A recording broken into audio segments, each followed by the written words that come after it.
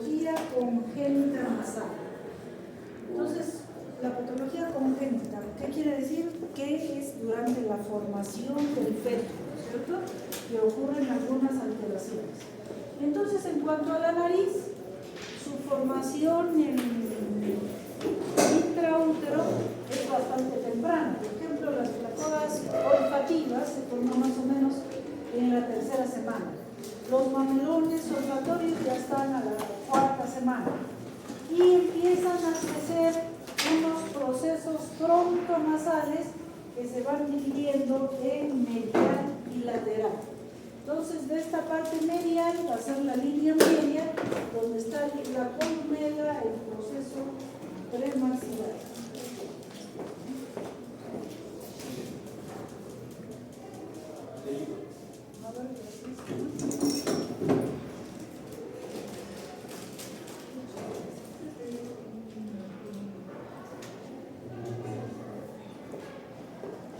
La siguiente, por favor. Bien, estamos así, vamos viendo que cómo se forma este grupo de células para formar la placa nasal, que se van poco a poco hundiendo, que se van retrayendo y luego van cada vez hundiéndose más y de esa forma formando lo que es las fosas nasales, ¿no? Y las partes laterales, las prominencias nasales, que van a ser las caras laterales de la nariz. Bien, entonces cada vez, miren, se va imaginando mucho más y de esa forma se van a formar las fosas nasales y por supuesto se va también ya esbozando las narinas, la parte anterior. ¿Sí? Bien, entonces el desarrollo de la nariz, básicamente, miren, esta es la impaginación de este saco que se va imaginando desde el ectodermo. Esto ya es lo que es la membrana buconasal, que sería la división entre la nariz y la boca, ¿cierto? Y el para la nariz también sigue. Bien, entonces así cada vez se va protruyendo y formándose lo que va a ser la faringe y la boca, y aquí lo que es la nariz, y finalmente en la parte posterior se unen, ¿no es cierto? Entonces esto va a ser la nariz y esto va a ser la boca y se van uniendo y forman la faringe. Y aquí todavía está por dividirse o dividiéndose lo que va a ser el esófago y la parte de abajo. Entonces cada vez va tomando más forma y ya se van esbozando los cornetes, formándose toda la pirámide nasal. Entonces, en este transcurrir de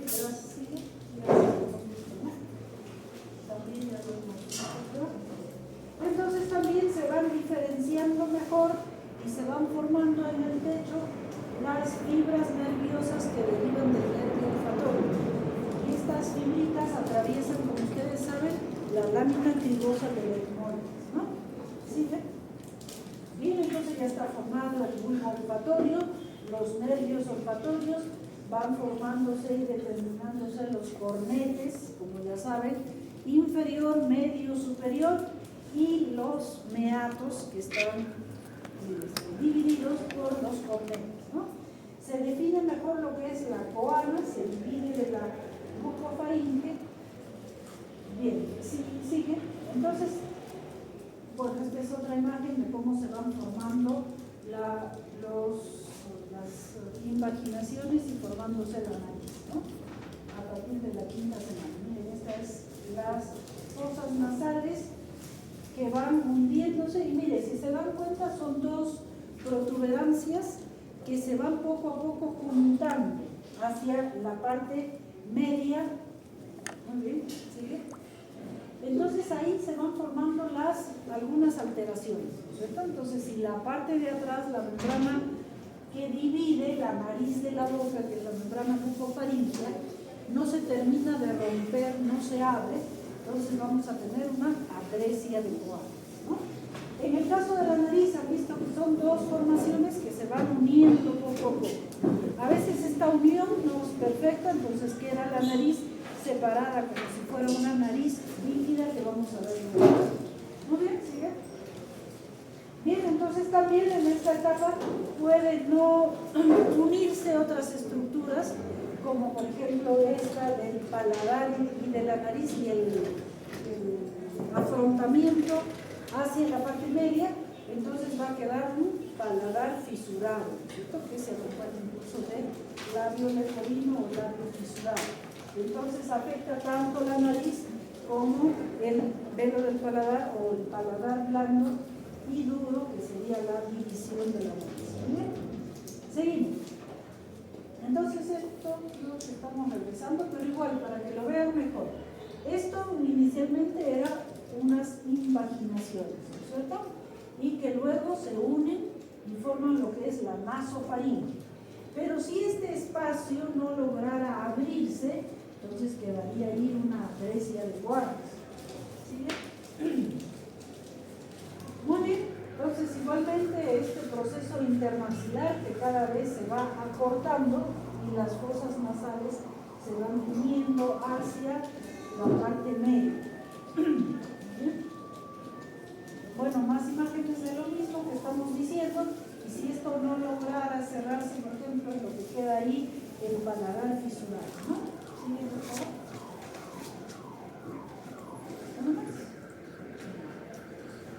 Entonces, aparecen diversas malformaciones en distintas épocas en las que se va formando la nariz. Entonces, en la quinta semana, por ejemplo, se forman los repliegues de la mucosa nasal sobre la pared septal. O sea, el septum prácticamente ya se está formando en esa etapa. El gómez es de origen inicialmente membranoso y que se va desarrollando y va tomando esa porción postero-medial, que es donde está el tabique, sobre el paladar óseo. Se desarrollan también las crestas, ¿no? Que son las pequeñas crestas que incluso llamamos del maxilar y de las caras laterales. ¿Muy bien? Sí. Otra vez lo mismo, las malformaciones que pudiera haber, si es que no hay una adecuada unión de eso, se determinan básicamente a la séptima semana de gestación. ¿Sí? Bien, bueno, esto es prácticamente lo mismo que al cuarto mes de vida fetal ya los cartílagos de la nariz están prácticamente bien formados y el tabique, sobre todo la parte superior, está bien determinado. ¿Sí? Gracias.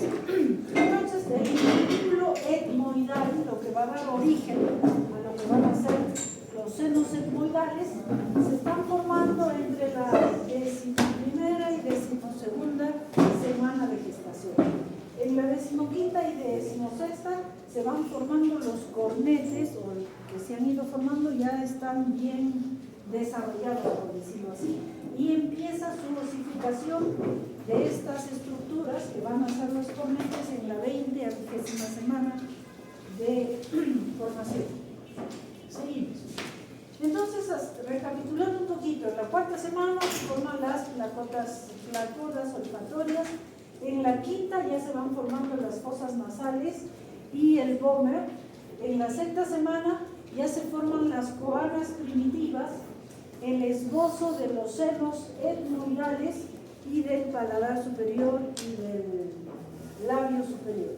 En la 7ª semana ya se forma el paladar secundario y los conductos auditivos, el pabellón auricular, etc. En el 3er mes ya están bien formados los cartílagos nasales. Al 4º mes está formado ya los senos etmoidales, incluso el esfenoidal y involución del pómero nasal, vale decir de la parte posterior del vómer, en la que ya empieza a abrirse hacia la nasofaringe. En el 7º mes las celdas etmoidales y el esbozo del seno frontal. Muy bien, ¿sí? Bien, entonces eso es cuando más o menos van apareciendo los esbozos o ya se van definiendo cómo van a ser las estructuras nasales. Entonces, el seno maxilar surge a manera de un primordio de la mucosa nasal en el tercer mes de gestación. El seno frontal tiene un crecimiento hacia arriba, igual que las celdas hermondales, pero el crecimiento de ese esbozo del seno frontal ya lo hace post-nasal, post-nacimiento. En cambio, los senos hermondales ya se van desarrollando bastante bien. El seno esfenoidal se origina también desde la tercera semana y lo tenemos en el nacimiento, pero todavía tipo esbozo, ¿sí? Entonces, hay senos. Entonces, como habíamos dicho ya, se forman o se establecen estas deformaciones por falta de unión de algunas estructuras o por falta de apertura de algunas otras. Entonces quedan a veces cavidades quísticas, dan lugar a encefaloceles, por ejemplo, si es que no hay una buena unión en el cierre de la parte hermondal y frontal, y a esto predisponen algunos medicamentos, ¿no? Puede ser, se dice que los anticonvulsivantes podrían predisponer a las malformaciones congénitas de la nariz. Muy bien. Entonces, la mucosa nasal se inicia con células indiferenciadas y luego van adquiriendo el epitelio respiratorio que ya todos conocemos, ¿no? Y en la parte superior se define mejor el epitelio olfatorio en la 8ª semana de gestación. Y recuerden, en la 7ª es donde empieza a formarse, ¿no? Muy bien, entonces hay algunas enfermedades, también algunos fármacos y algunas otras patologías, sobre todo cromosómicas, que determinan la malformación de las estructuras nasosinusales.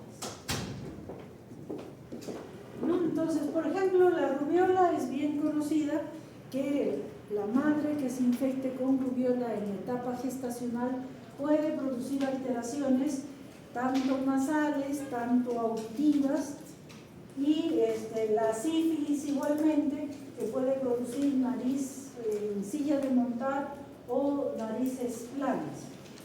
Los fármacos, algunos producen hipoplasia de las estructuras, o sea, cuando están creciendo, detiene el crecimiento de estas estructuras, ¿no? Hay algunos ejemplos.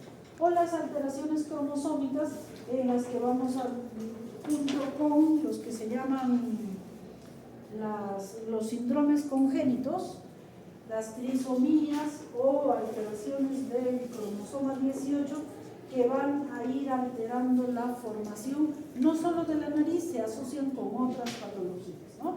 Entonces, por ejemplo, de la nariz, la trisomía 13, nariz plana, prosencefálica, retraso mental, polidactilia, aquí en la alteración en el cromosoma 18, hipoplasia de la mitad de la cara.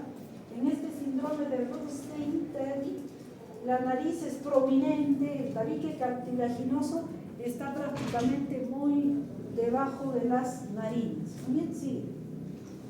Bien, entonces ahí estamos viendo esas trisomías. Bien. Y otras más con diversos nombres que se asocian a diversas otras patologías. Por ejemplo, esta con el esmalte dental, síndrome de Meigs con contracturas, sobre todo a nivel de las articulaciones del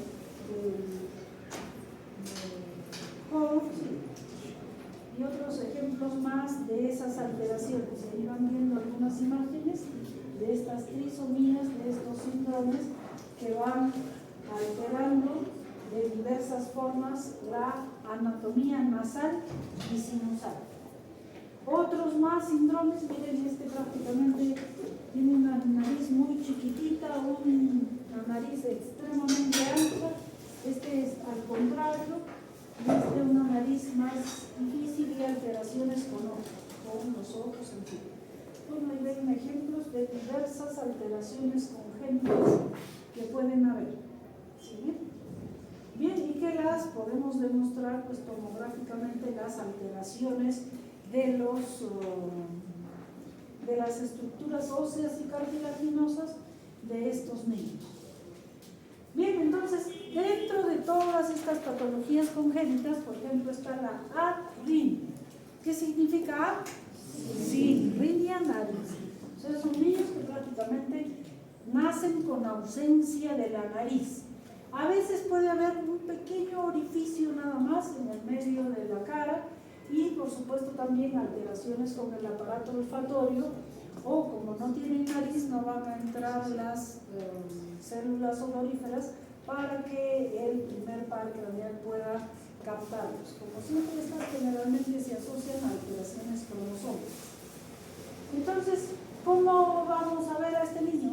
Ay, no, miren, estos no tienen nariz. Entonces son las características típicas. Lo que vamos a ver esto, la ausencia de nariz, una estructura plana, por supuesto no va a haber olfacción, incluso también alteraciones en cuanto a la alimentación. Nariz bífida. Nariz, bueno, ya la conocemos. ¿Bífida qué significa? Partida en dos, ¿no es cierto? Entonces esto es al revés, una nariz como que está partida en dos, que parecieran incluso ser doble nariz. Muchas veces asociadas a lo que decíamos hace un momento, a la fisura del paladar, del labio y por supuesto de toda la estructura nasal que separa la nariz. ¿Sí? Entonces, bueno, esta es otra línea asociada a otras malformaciones, como ven. ¿Sigue? Miren, a veces, miren, no se forma la nariz y solo hay un pequeño orificio por el cual pueden respirar. Miren, tomográficamente, igual, todo está destruido, malformado y solo hay un pequeño orificio que comunica con la fosa nasal. Aplasia de los senos paranasales. ¿Qué significa aplasia? Que no se ha formado, ¿cierto? Entonces, en muchos casos también hay estas aplasias, o sea que los senos paranasales no se forman. Estas cavidades óseas no logran abrirse y no logran tener el contenido aéreo que normalmente debieran tener, ¿no? El más común de ellos es la aplasia de los senos frontales.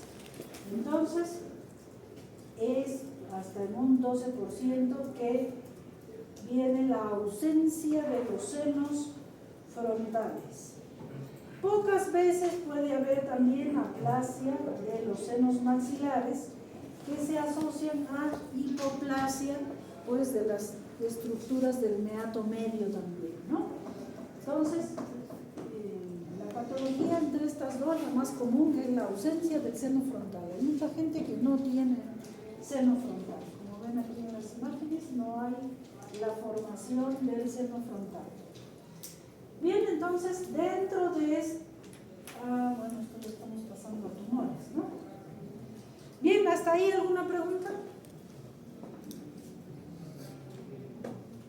Entonces ya saben que pueden haber diversísimas patologías congénitas. Dentro de ellas, la más común, que la vamos a ver luego como un tema aparte, que sería la atresia de Coanas, que es el más común, y la aplasia del seno frontal. ¿Ya? Bien, entonces ahora pasando un poco a lo que son tumores, sobre todo de origen congénito, ¿no? Entonces, entre ellos tenemos el glioma. ¿Qué será glioma?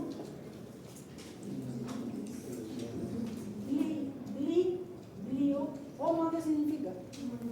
Tumor, ¿cierto? Entonces, tumor de las células gliales, ¿sí? Encefalocele o meningocele. ¿Qué significa cele? ¿Qué? Herniación de algo, ¿no? Que hay un espacio por el cual se hernian, se introducen estructuras que no corresponden. En este caso, el encéfalo, que puede, a través de una dehiscencia de los huesos frontales, puede herniarse el encéfalo. En otros, solo las meninges sin el encéfalo, y en otras, ambas estructuras que pueden herniarse. y bueno, van a ir cayendo por gravedad, por supuesto, y muchas veces lo podemos encontrar hasta en la narina de la nariz. Entonces es importante siempre estudiar bien las características, ¿no? Si encontraran ahí una masita un poco blanda en la nariz o también aquí en la parte superior de la nariz, entonces tener en cuidado, por ejemplo, no estarlo pinchando o manipulando. Primero hacer una tomografía para ver si no hay una herniación de las meninges y o encéfalo también. Neurofibroma. Igualmente, las células nerviosas, sobre todo neurinomas, de las células de Schwann, que pueden igualmente formar también pequeños tumores a nivel de la nariz y de los senos paranasales. Pueden formarse cordomas, los schwannomas, que prácticamente es casi lo mismo, meningioma, ya sería un tumor de las células meningias, ¿no es cierto?, de la membrana. En cambio, en el otro es una herniación de la meninge. Muy bien, entonces podemos en los gliomas, por ejemplo, vamos a encontrar una masita intranasal o muchas veces extranasales también, pero a ese nivel. Generalmente son lisos, suaves, se sitúan en el epitelio del tejido, no son encapsulados y pueden estar cubiertos de mucosa o también de un tejido polipoideo. Tienen el citoplasma lleno de eosinófilos y no hay mitocitos. Prácticamente nos van a informar en el estudio anatomopatológico. Esta formación es intraútero, como saben, y es una herniación del tejido ectodérmico neural, porque el ectodermo no ha terminado de formarse, y más bien se hernia hacia las partes que estamos diciendo, ¿no? Entonces, pueden haber no solo a nivel nasal, que es el tema de hoy, pueden haber a nivel occipital, a nivel dorso nasal, que es también, etcétera, en otras partes. Es un poco más frecuente en varones que en mujeres. ¿Bien? ¿Sigue? Entonces, el diagnóstico básicamente va a ser la sospecha visual. Vamos a hacer una biopsia de ese tejido y hacer estudio tomográfico para ver su extensión. Recuerden que la biopsia, ¿qué significa biopsia? Extraer una porción de tejido, ¿no? ¿Y qué hago con ese tejido? Eso es muy importante. Lo que hace el diagnóstico es el estudio anatomopatológico. Ahora, para que el patólogo pueda estudiar eso, pues yo tengo que sacar un pedazo de algún tejido, ¿no? Entonces, la biopsia y estudio anatomopatológico. Entonces, la tomografía para ver la extensión, diagnósticos diferenciales con muchas otras patologías que ya hemos visto, y dependiendo de la comunicación craneal o encefálica que pueda existir, también ya sería un tratamiento mixto de repente con neurocirugía, ¿no? Muy bien, seguimos. El encefalocele, ya lo hemos dicho, encefalocele, cele es una herniación, una protrusión, en este caso del encéfalo, hacia la parte interna de la nariz. Entonces, tejido nervioso, tejido cerebral que pasa hacia la nariz. ¿Qué vamos a ver? Una masa blanda dentro de la nariz, o también como en la imagen anterior, podría ser aquí en la parte cerca al vértice de la nariz, ¿no? Y ¿qué nos va a dar el diagnóstico? Básicamente el estudio tomográfico que nos va a mostrar la herniación solo de meninges o de contenido encefálico también. También no ocurre solo a nivel de la nariz, puede ocurrir a otros niveles también, los encefaloceles. Quiste dermoide. Esto se debe que el tejido ectodérmico se invagina dentro de las estructuras y puede crear estos quistes dermoides, ¿no? Es una incidencia bastante rara, una entre 20 a 40.000 nacimientos, y es una formación típica de la línea media, siempre está en la línea media. Seguimos. Entonces, las manifestaciones clínicas, como van a ver, puede haber un aumento, una masa a nivel del dorso y vértice nasal, que también puede verse por la parte interna, ¿no? Y hay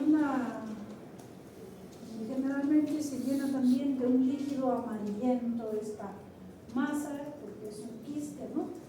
Y es blanca, indolora, móvil y de un aspecto medio angiomatoso. Entonces, igual el estudio tomográfico nos ayuda y el tratamiento quirúrgico que sería para eso.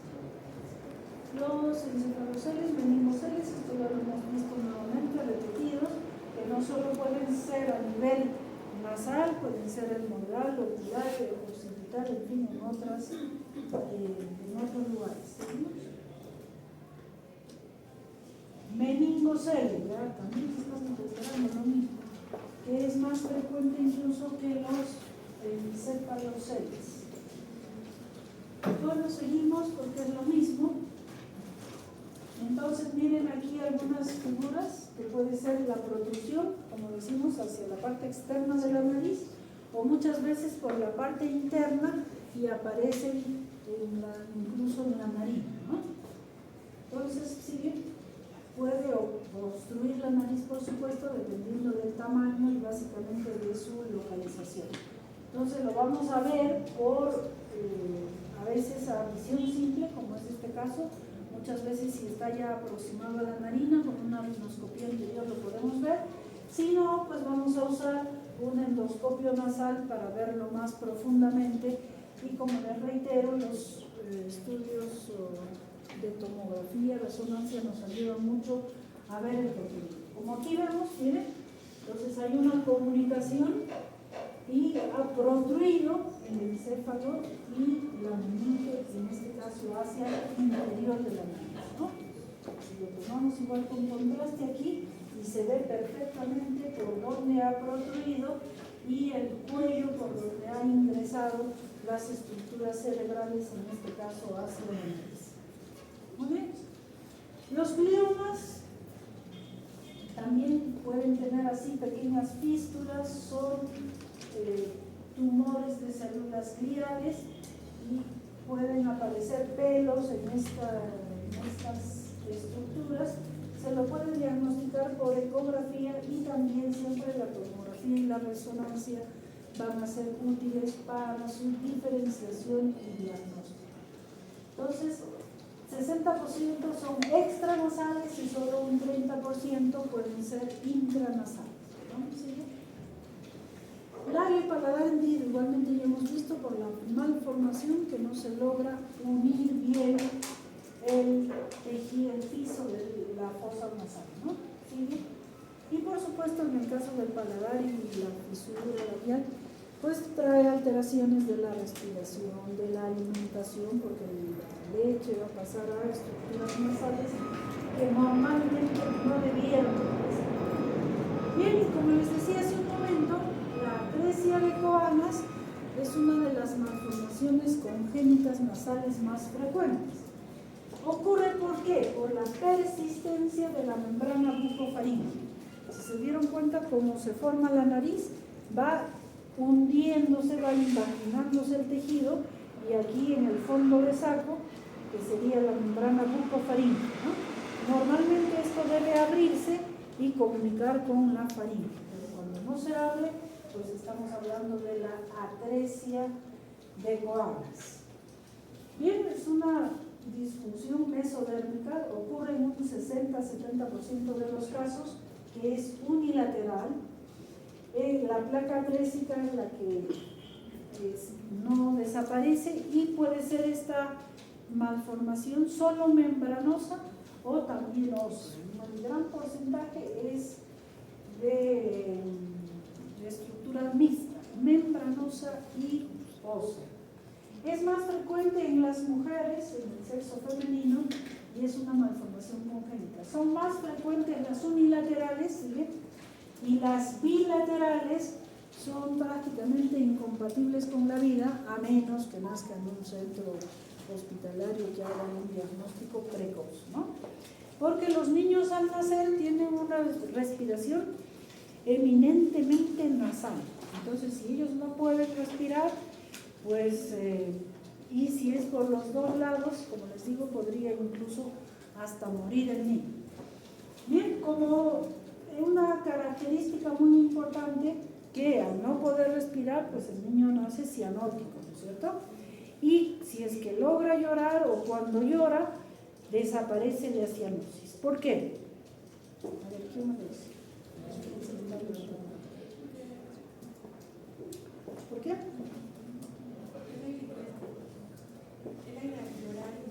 Eso. Al llorar el aire entra por la boca. Y entonces como entra aire y entra a los pulmones, se recupera de la cianosis, ¿no? Pero en cuanto termina el llanto, nuevamente empieza la cianosis porque los niños no saben respirar por la boca, a menos en esos momentos de amamantar o de llorar. Muy bien, entonces el diagnóstico es muy fácil.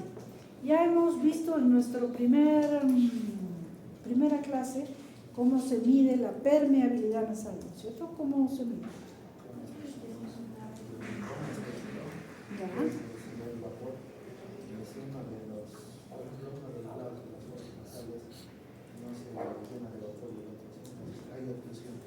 Exacto. ¿Ya? Muy bien, entonces, primero, creo que ahora ya no está tanto la tendencia, pero hubo una época en que en cuanto el niño nacía, los neonatólogos, lo primero, meterle sondita, ¿no? Para aspirar líquido amniótico, etcétera, y de paso medir la permeabilidad nasal. Creo que esa tendencia está un poquito en disminución, bueno, por X razón. Eso sería uno. Pero otro, lo que está diciendo vuestro compañero, como al niño no le puedo decir, a ver, sopla, bota el aire, entonces podemos usar un espejo, vuestro celular mismo, ¿no? Que tiene la pantalla negra, o un bajalenguas de metal, como han visto en la consulta, ¿no es cierto? Entonces, cuando uno respira, ¿qué sale? Aire un poco caliente. El contacto con esta estructura fría, pues va a manchar dos manchitas de vapor. Entonces, incluso si es que es simétrica la respiración, va a manchar dos manchitas negras simétricas, y si no hubiera una de ellas, estaría indicando que esa fosa no respira. Otra forma de corroborar, si es que hubiera una atresia de coanas, es echándole en la nariz, al lado que ustedes sospechen, una gotita de algún líquido con colorante, por ejemplo, violeta genciana o azul de metileno. Entonces el neonato está acostado, le hemos echado su gotita por la nariz y a los segundos o minutos, con un bajalenguas abrimos la boca. Si encontramos el tinte en la orofaringe, ¿qué quiere decir? Que hay pasaje, ¿no?, de la nariz hacia la boca. Pero si no hubiera, quiere decir que hay una atresia a ese nivel. El tratamiento es básicamente quirúrgico. Muchas veces no se diagnostica, sobre todo los que no nacen en hospital, que ha nacido con una atresia unilateral. Entonces pueden vivir y ya de mayorcitos o de grandes puede hacerse el diagnóstico. ¿Cuál es la característica de estos que tienen atresia de coanas? Normalmente ya sabemos que la nariz, los senos paranasales producen moco, ¿cierto? Entonces una parte sale hacia adelante, que es la que solemos limpiarnos, y otra parte va pasando hacia la boca y lo vamos tragando sin darnos cuenta. Pero cuando eso está cerrado, entonces ¿qué pasa? Se forma un fondo de saco, se forma como un...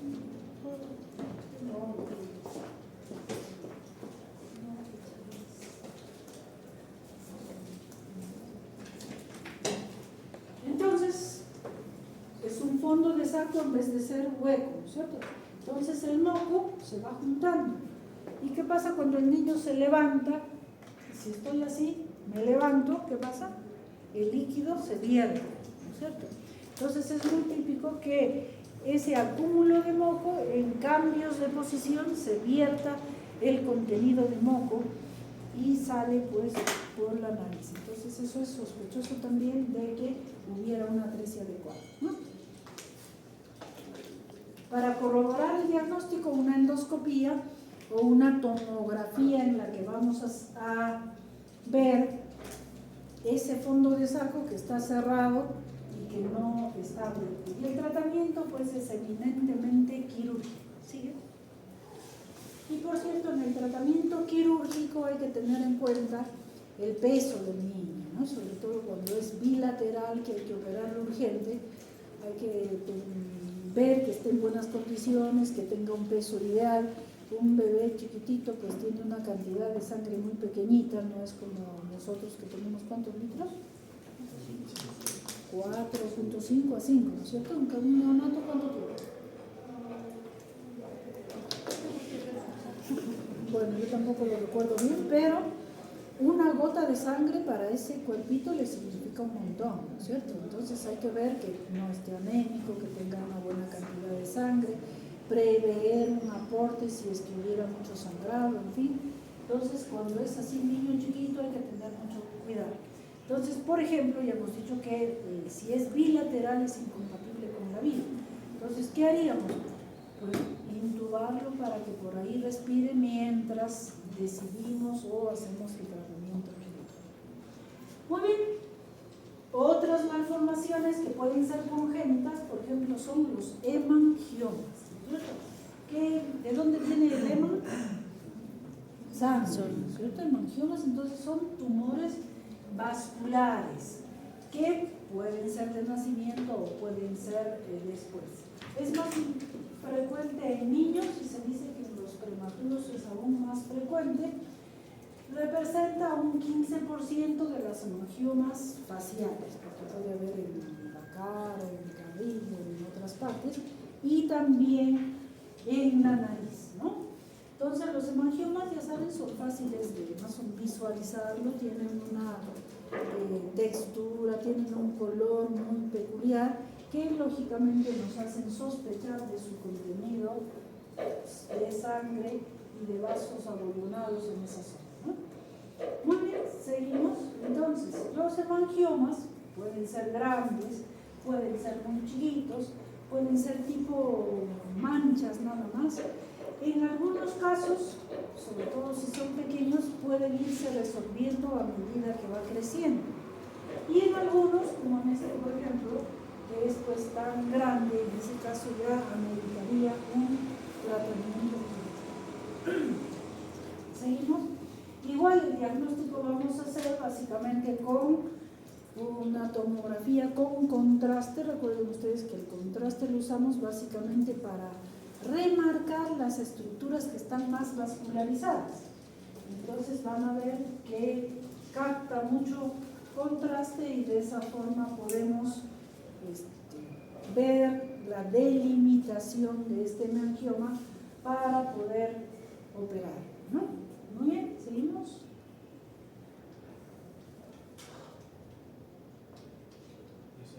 Ya se acabó. Muy bien, hasta ahí todas las preguntas. Tenemos una parte de gliomas, yo creo que en eso había Ya los gliomas, tanto incluso los meningoceles, encefaloceles, como tienen comunicación con el cerebro, cuando uno hace maniobras de Valsalva, muchas veces como que protruye más por el esfuerzo, ¿no? Pero eso puede darse en algunos casos. Muy bien.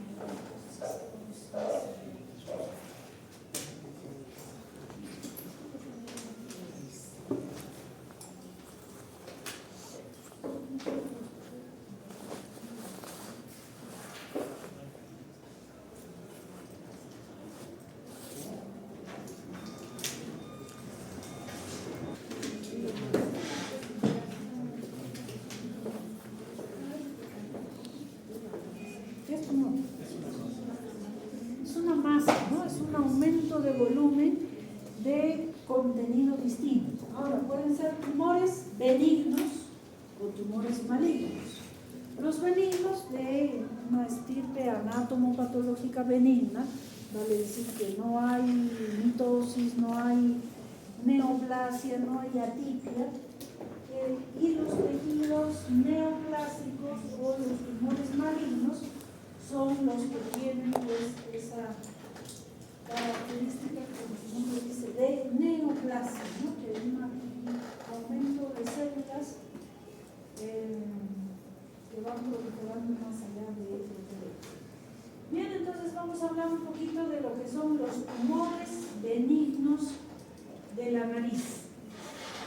¿Qué son estos tumores? Que son pues masas, son crecimiento de células desorganizadas que pueden ocupar diversas partes de la nariz o de los senos paranasales. Bien, entonces los tumores pueden ser de células epiteliales, no epiteliales, puede haber, bueno, la sospecha clínica entre tumores benignos y malignos podemos obtenerla incluso visualmente, ¿no? Las características de los tumores benignos generalmente son delimitados, poco invasivos, no destruyen estructuras aledañas, salvo en algunos casos. Y el resultado definitivo, ¿quién nos va a dar? ¿La biopsia está seguro? El resultado entonces la biopsia es lo que necesitamos para entregarle al patógeno, ¿no? Y sacar ese pedazo. Pero si yo salgo ese pedazo y me lo guardo en el bolsillo, pues no tengo diagnóstico. Tiene que haber un estudio anátomo. Eso es importante. Y por cierto, haciendo un paréntesis, siempre que saquen algún tipo de tejido de alguna parte, siempre es una buena costumbre enviarlo a estudio anatomopatológico, ¿no?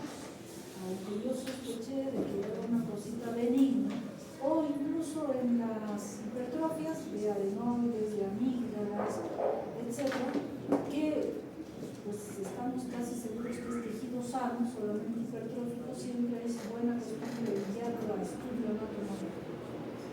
Es mejor que el patólogo nos diga, es solamente células hipertróficas o es una amigdalitis crónica, que nos diga, ¿no? Hay células neoplásicas o atípicas en el tejido muscular. Entonces esa es buena costumbre, siempre, por muy pequeñito que sea, enviarlo a anatomía patológica, ¿no? Hemos tenido casos que lamentablemente por X razones, recuerdo mucho de un señor que tenía, bueno, según él, en una clínica X lo habían operado de pólipo nasal. Le habían hecho el diagnóstico de pólipo nasal y lo habían operado. Y del pólipo nasal, ustedes saben, es benigno, ¿no? Entonces lo botaron, lo mandaron a anatomía patológica. Y a los pocos meses el señor viene con mayor tejido, ¿no? Y decía, pues, pero si solo hace 2 o 3 meses me han operado del pólipo, pero ya se veía un tejido más exuberante, ¿no? Y mayor destrucción, ya necrosis incluso ósea, en fin, ya se estaba destruyendo gran parte de la nariz. Cuando se le hizo una nueva biopsia y estudio, resultó que era un linfoma de células T. Entonces, siempre, como les digo, es buena costumbre enviar lo que quiera que sea siempre a anatomía patológica. Muy bien, entonces, entre los tumores benignos, existe pues derivados del tejido óseo, derivados del tejido cartilaginoso, derivados de tejidos blandos y de tejido epitelial, ¿no? Los que son de tejido cartilaginoso u óseo, su nombre lo dice, ¿no? Osteo, hueso, tumor, tumor de hueso. O condroma, condrocartílago, tumor. Dentro de ellos pueden haber algunas pequeñas variaciones, por ejemplo, la misma. El osteoma, vamos a describir más adelante, pero igual estoy diciendo, el osteoma es un tejido óseo generalmente más circunscrito, se ve redondito, como es de tejido óseo duro, pero por ejemplo la displasia fibrosa es un tejido de crecimiento irregular de tejido óseo que invade muchas estructuras, ¿no? Muy típico de la adolescencia. Yo creo que lo vamos a ver más adelante. Hemangioma y meningioma prácticamente ya lo hemos visto, y el papiloma inverso invertido es un tumor de tejido epitelial, pero también, si bien es cierto, algunos lo catalogan como benigno y otros como premaligno, porque lamentablemente el papiloma invertido tiene tendencia a degenerar a carcinoma, ¿no? Entonces, si sacan papiloma, hay que sacarlo bien todo y siempre irlo chequeando al paciente. Cuadro clínico en la mayoría de los procesos nasosinusales, ¿qué va a hacer? Como son masas que ocupan un espacio, pues van a producir obstrucción nasal, que suele ser el primer síntoma. Puede haber rinorrea uni o bilateral, incluso por la propia obstrucción. Puede haber en algunos casos dolor, puede haber también epistaxis por el crecimiento del tumor, o muchas veces que el paciente lo anda manipulando, ¿no? Dependiendo de su localización, puede ocasionar molestias o alteraciones a niveles aledaños, ¿no? Aledaño a la nariz y senos paranasales, por ejemplo, están los ojos, están las células olfatorias. Por la parte superior estaría la fosa craneal anterior y por la parte posterior básicamente la nasofaringe. Entonces, dependiendo de su, y por la parte inferior el paladar, ¿no? Entonces, dependiendo de su extensión, grado de crecimiento, podría dar alguna manifestación en esos niveles. ¿Qué cosa nos va a determinar o cómo hacemos el diagnóstico? Básicamente es la inspección, ¿cierto? La rinoscopía anterior, vale decir, mirar la nariz por la parte anterior, tal como lo hemos hecho con todos, o la mayoría de ustedes en práctica, ¿no? Con nuestro espéculo nasal y luz, mirar cuál es el contenido de la nariz y cómo están las estructuras nasales. En esas generalmente vamos a poder ver las tumoraciones a nivel de la nariz. Si es a nivel de los senos, ya resulta un poquito más difícil, ahí sí vamos a necesitar exámenes auxiliares.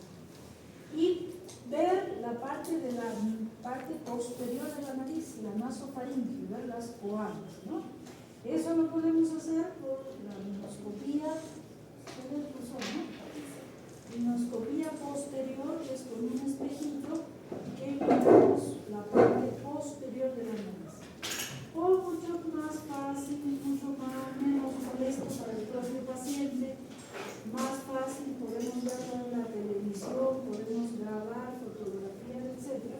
Que sería pues hacer con un endoscopio nasal, sea rígido o sea flexible, ¿no? Entonces, mucho para el diagnóstico de los tumores es mirar sea con visión simple o con visión endoscópica. Bien, entonces, si los tumores nasosinusales, como ya les decía hace un momento, crecen hacia los ojos, van a dar alteraciones oculares, y crece hacia la fosa anterior, va a dar manifestaciones neurológicas. Por eso es importante también saber evaluar los pares craneales, que ya lo hemos hecho en nuestra primera clase, ¿no es cierto? Bien, entonces nos va a ayudar en algunos casos las exámenes auxiliares como las radiografías, mucho más la tomografía, que viene en diversos cortes, y como ya hemos estado viendo en la práctica, cuando pedimos una tomografía de senos paranasales, incluso nos vienen 3 tipos de cortes, ¿cierto? Que podemos ver por distintas angulaciones las estructuras nasales y la formación de tumores en este caso, ¿no? Entonces, podemos incluso ser hallazgo radiológico de algunas malformaciones. Mucocele, por ejemplo. El mucocele, ¿qué significa eso? Muco, no, y cele, como una herniación, son como bolas de moco que se forman en los senos, porque por alguna razón se obstruye el ostium de drenaje de los senos, entonces ahí se acumula moco. va incrementando el tumor, ¿no? Entonces, los mucoceles a nivel de la nariz es más frecuente a nivel frontal y a nivel de los senos etmoidales, ¿no? Y el otro que puede, aquí estamos viendo un osteoma, miren aquí una pequeña malformación, evidentemente ósea por la estructura. Y miren aquí abajo, está en el seno maxilar derecho, una masita bien circunscrita y bien redondeada. Esto es un quiste de retención en el seno maxilar derecho. Igualmente, que se ha cerrado el orificio de alguna glándula mucosa, entonces el moco se sigue produciendo, entonces va incrementando el volumen de eso y va creciendo el epitelio y va formando una bolita de líquido que se llama quiste, ¿no? Una bola de moco en este caso.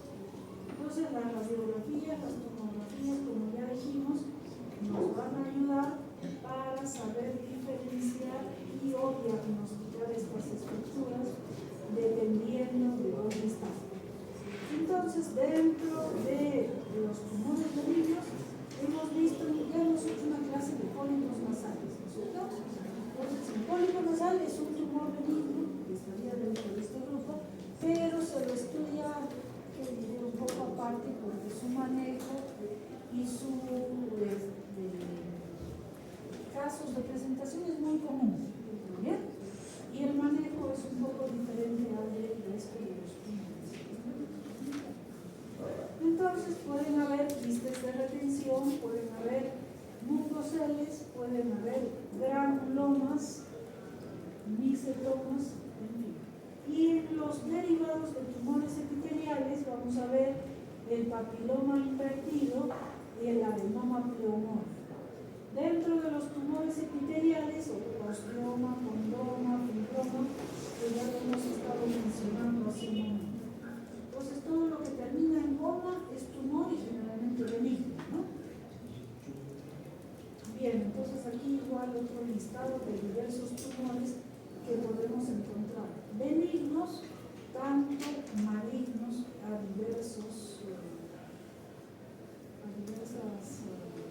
niveles y con diferentes características. Esto ya lo hemos visto. Entonces, miren, por ejemplo, aquí en el seno etmoidal hay una masa que incluso ha roto lámina papilácea, que sería aquí, esta lámina que divide el etmoides y la nariz del ojo, es la lámina papilácea, ¿no? Entonces, hemos hablado de sinusitis, por ejemplo, si hay sinusitis etmoidal, y sobre todo en los niños, que la lámina papilácea es más delgadita aún, entonces fácilmente pueden atravesar los gérmenes y producir una sinusitis periorbital. Pero en este caso que se trata de un tumor, cuando esto es un tumor de origen neural, es una especie de neuroblastoma que rompe la lámina papilácea y va creciendo hacia abajo y dibujando. Muy bien, los cordomas son otro tipo de tumores, los schwannomas, que ya lo hemos visto también, el schwannoma que es de también un tejido nervioso, son las células que envuelven a los nervios, ¿cierto? Meningiomas, también ya lo hemos visto, adenomas, ectópicos en sitios donde no debe ser. También puede haber pequeños quistes sebáceos. Los quistes sebáceos, sobre todo a nivel de donde hay epitelio de piel normal, ¿no? Por ejemplo, en el vestíbulo nasal, que pueden haber quistes sebáceos sobre el mono. Los quistes mucosos, igual, que pueden estar desde el vestíbulo nasal hasta las estructuras más internas. El tratamiento para la mayoría de los tumores pues es eminentemente quirúrgico. Es retirar esa masa que ha crecido y que generalmente está obstruyendo para restituir la permeabilidad nasal. Aquí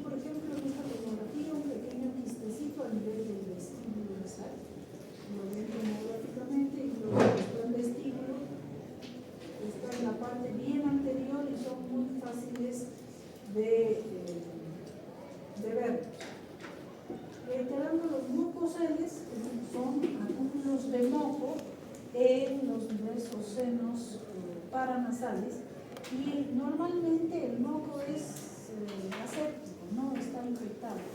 Es una bola de moco que por la cantidad y por el crecimiento persistente del mucocele, si no se le diagnostica a tiempo, la parte mala es que puede ir destruyendo un poco y desplazando un poco estructuras óseas.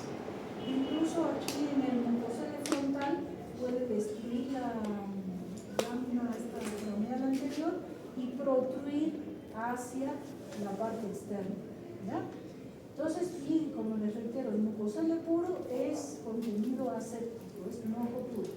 Pero por alguna razón podría infectarse este mucocele y va a llegar a ser un piomucocele. En ese caso ya necesitaría un tratamiento antibiótico adicional, ¿no? Y el tratamiento para retirar pues, el mucocele, el piocele en estos casos siempre va a ser quirúrgico. La etiología del mucocele: primero, la obstrucción de algún ostium de drenaje, la retención de la secreción mucosa, las infecciones que pueden contribuir a cerrar o siniquear los ostiums de drenaje y la dilatación quística, o a veces también podría ser de origen congénito. Los mucoceles pocas veces dan sintomatología, pero si la dan puede ser cefalea, como ya hemos dicho, si desplaza ojo, llega hacia tocar el nervio óptico, puede producir diplopia, exoftalmo, pérdida de la dureza visual, el ojo desplazado, por ese desplazamiento de este tumor. Pero si está en la nariz solamente, solo puede dar limadura, cefalea y obstrucción. Y el tratamiento, pues, ya hemos dicho, suerte. Entonces, un mucocele, están viendo una bola de moco, que el tratamiento es quirúrgico y se normaliza al operar eso. Entonces,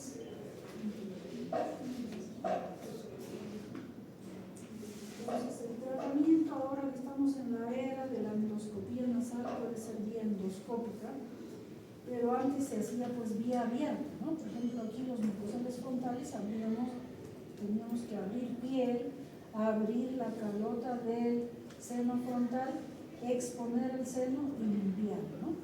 Ahora resulta un poquito más fácil drenarlo por la nariz. Y hacer ese abordaje abierto a veces tenía algunas complicaciones, como aquí ven, que está hundida la parte de la calota anterior, porque de repente no se acomodó bien la parte del hueso que se sacó, o bueno, entonces no tiene un buen soporte y se ha hundido esa parte ósea que hemos destapado para la cirugía. Bien, los quistes de retención, ya hemos hablado, los quistes de retención lo hay a nivel de varias estructuras, no solamente a nivel de la nariz y de los senos paranasales que producen moco, sino también lo hay a nivel de la faringe, tanto en la oro e hipofaringe. En las amígdalas hemos visto ya estos días unos quistes de retención, suele ser frecuente a ese nivel también, y también a nivel de la hipofaringe. Pero hablando de la nariz, también hay estos quistes de retención que suelen ser más frecuentes a nivel de los senos paranasales. Y los reconocemos radiológicamente por esa imagen bien redondita que tienen, ¿no? Por ejemplo, ahí donde no está marcado de rojo, no podemos pensar que es una sinusitis porque no hay un nivel hidroaéreo. ¿Qué quiere decir? Es como esto, como el líquido emposado debajo y aire arriba. Pero el nivel hidroaéreo, miren, es más o menos un nivel homogéneo, o tiene su pequeña cavidad para arriba, ¿no? En cambio, el quiste es una bolita. ¿Me van a entender, no? Bueno, pueden haber granulomas a nivel de la nariz, que generalmente pueden ser secundarios a algún tipo de manipulación de la nariz. El tratamiento de todos estos siempre es quirúrgico para extirpar la tumoración. Hay un tipo de tumor que se llama pólipo de Killian o pólipo antropoanal, porque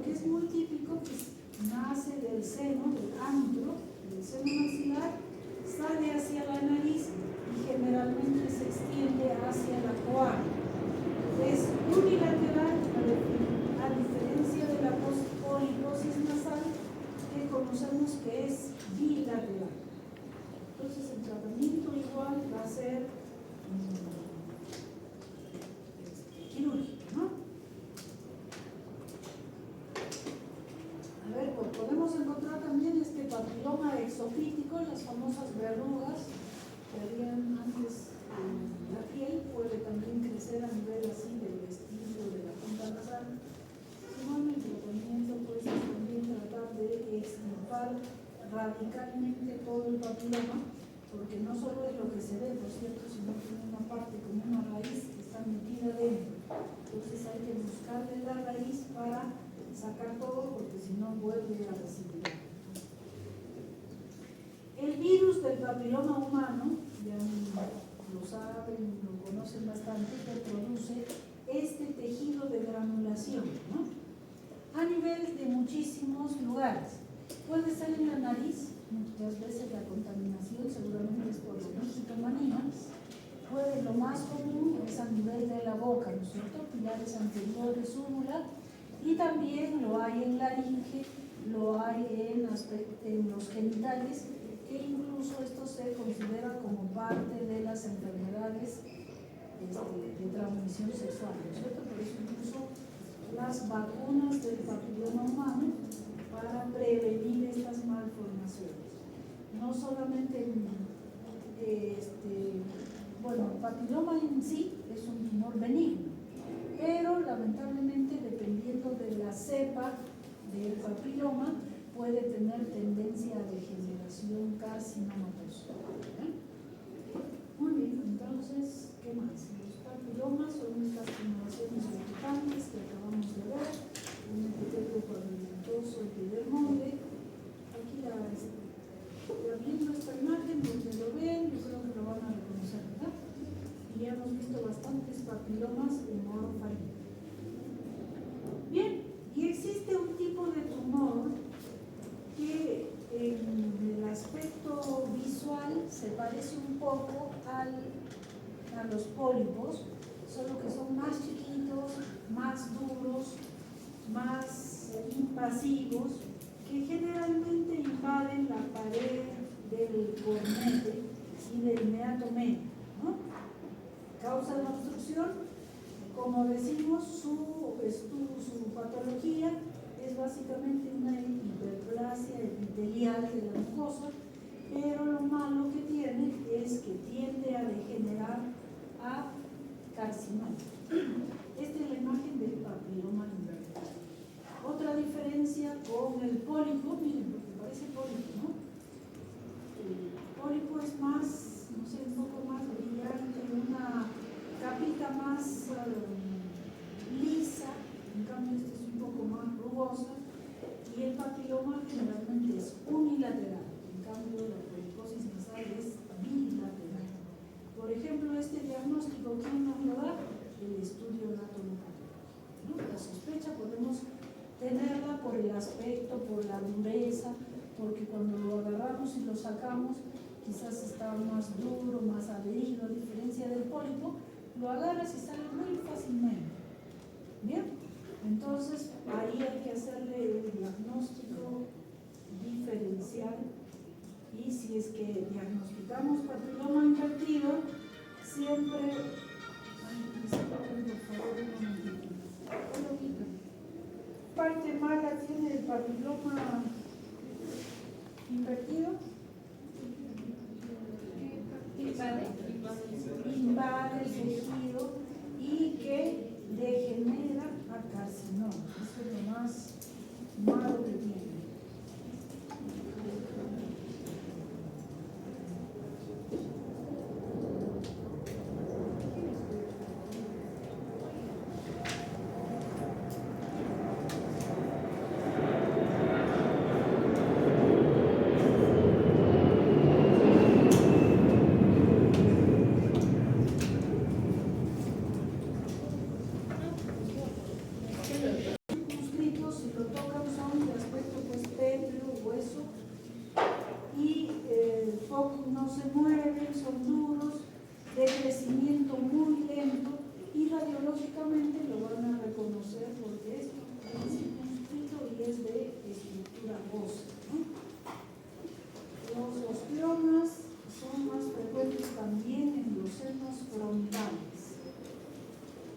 dice que puede tener algún antecedente traumático o pues biológicamente se queda algún esbozo y hay un incremento de su crecimiento óseo en un lugar anómalo que produce una osteogénesis a un nivel donde no le corresponde.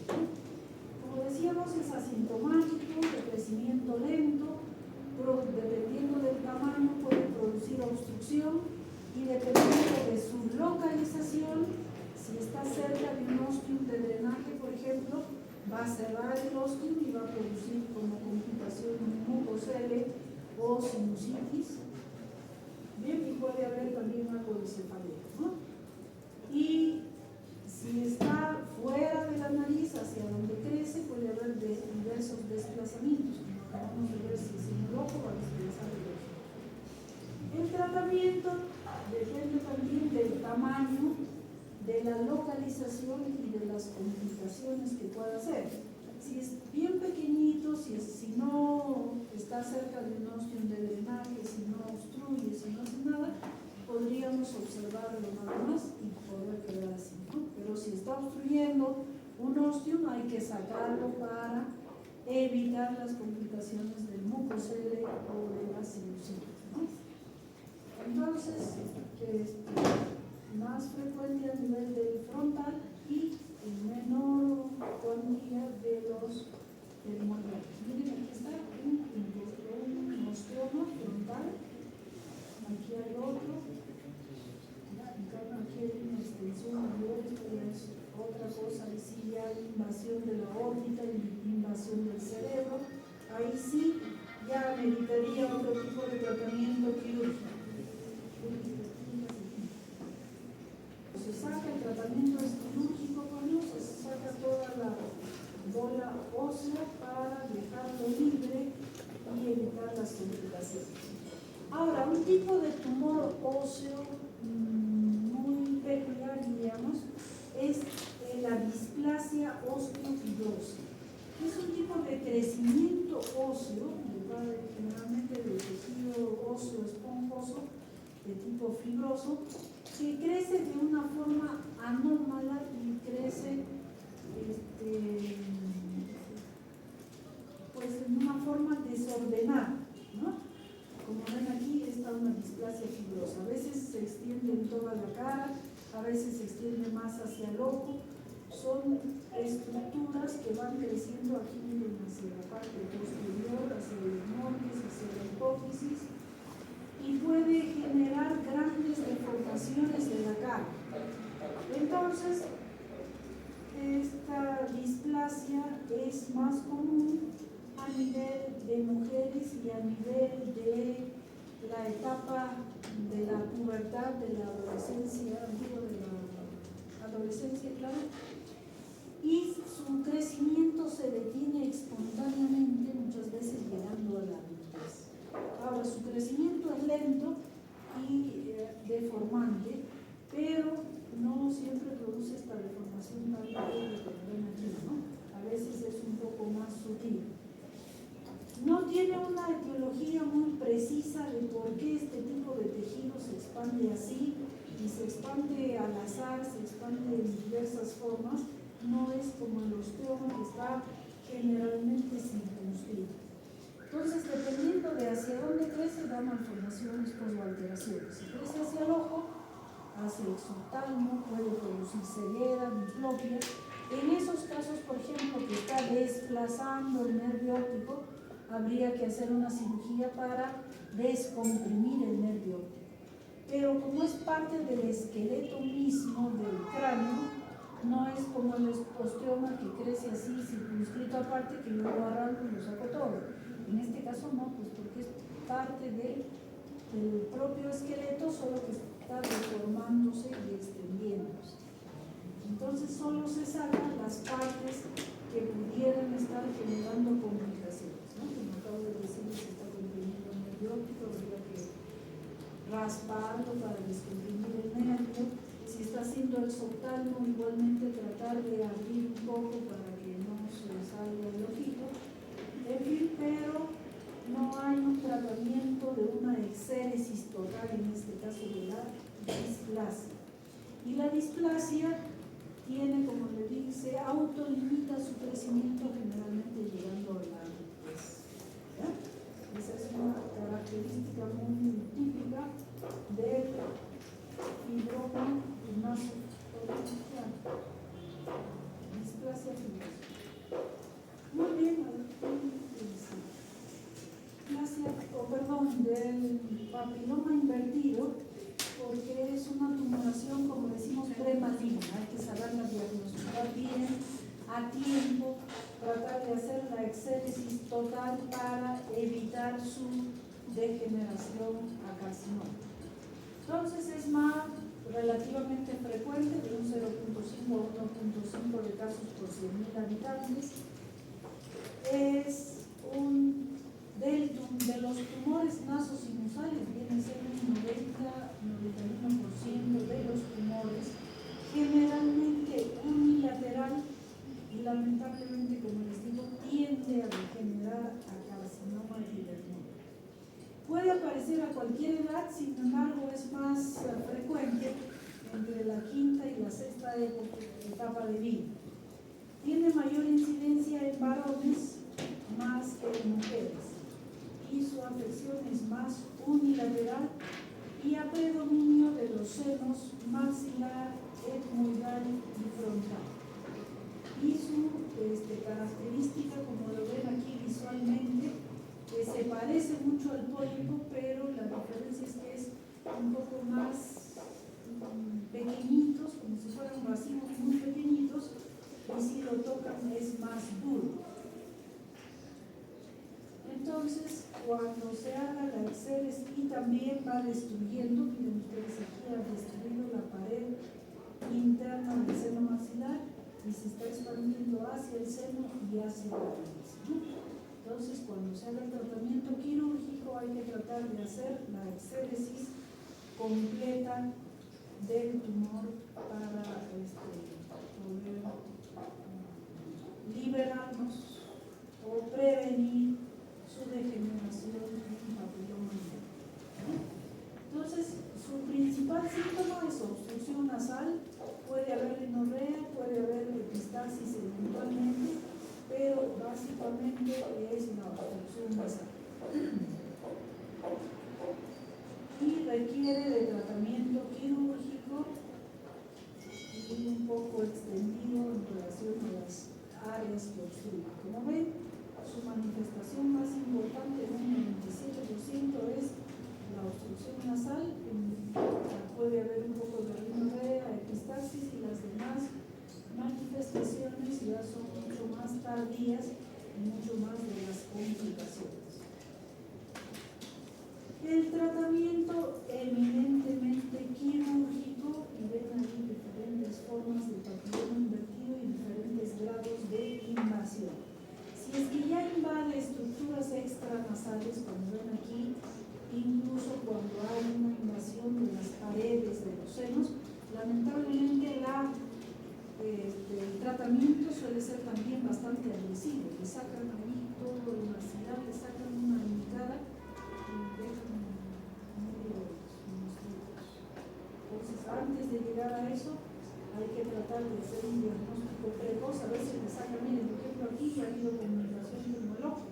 Entonces le sacan el ojo, le sacan el maxilar